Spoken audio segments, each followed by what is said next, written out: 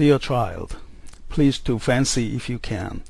that you are reading a real letter from a real friend whom you have seen, and whose voice you can seem to yourself to hear wishing you, as I do now with all my heart, a happy Easter. Do you know that delicious dreamy feeling when one first wakes on a summer morning with the twitter of birds in the air and the fresh breeze coming in at the open window, when lying lazily with eyes half shut, one sees in a dream green boughs waving, or waters rippling in a golden light? It is a pleasure very near to sadness, bringing tears to one's eyes like a beautiful picture or poem. And is not that a mother's gentle hand that undraws your curtains, and a mother's sweet voice that summons you to rise and forget, in the bright sunlight, the ugly dreams that frightened you, so when all was dark, to rise and enjoy another happy day, first kneeling to thank that unseen friend who sends you the beautiful sun?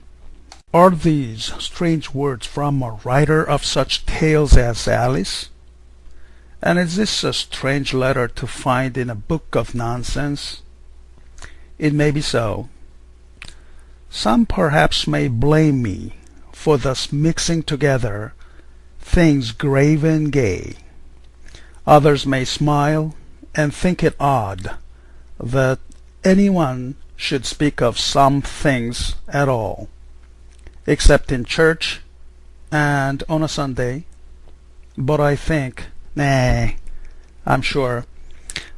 that some children will read this gently and lovingly, and in the spirit in which I have written it. For I do not believe God means us thus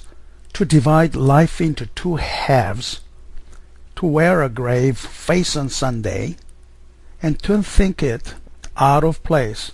to even so much as mention him on a weekday. Do you think he cares to see only kneeling figures and to hear only tones of prayer, and that he does not also love to see the lambs leaping in the sunlight, and to hear the merry voices of the children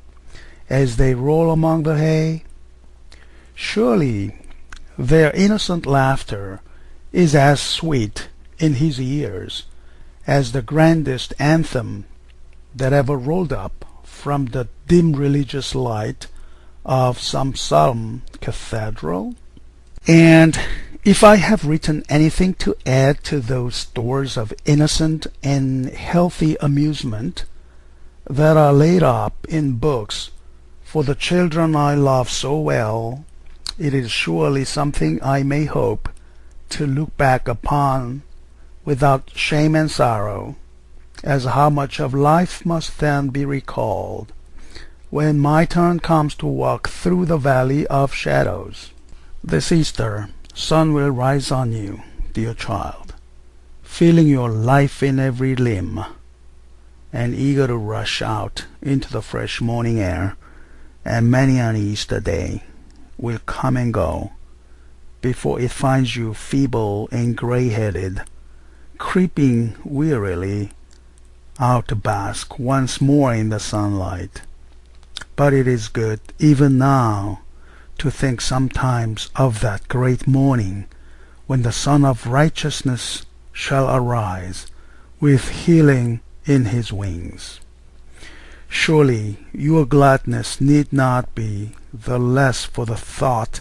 that you will one day see a brighter dawn than this,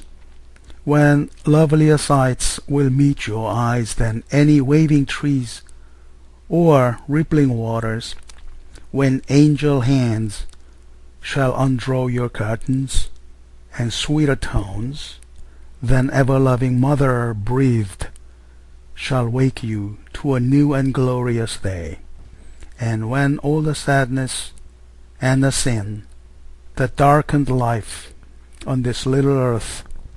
shall be forgotten, like the dreams of a night that is past. Your affectionate friend, Lewis Carrol, Easter 1876.